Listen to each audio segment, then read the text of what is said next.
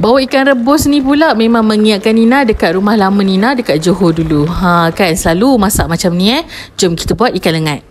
Gunakanlah apa saja ikan yang anda suka. Nak ikan tongkol boleh, nak ikan kembung boleh, nak ikan tenggiri pun boleh. Ikutlah apa-apa saja. Okey, dah cuci, dah siap siang apa semua. Masukkan asam jawa secukupnya, garam dan juga gula secukupnya. Kalau suka letakkan perasa macam Ajinomoto dan apa sahaja tu, bolehlah letakkan juga ya.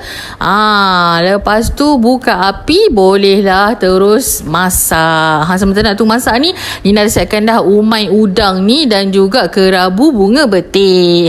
Lepas dah siap masak, ikan ni nampak dah macam cantik macam tu kan. Bolehlah masuk dalam tapawai, tuangkan balik kuah dia dan boleh simpan terus kat dalam sejuk. Time nak goreng, nak makan boleh terus goreng. Tak ada masalah ya.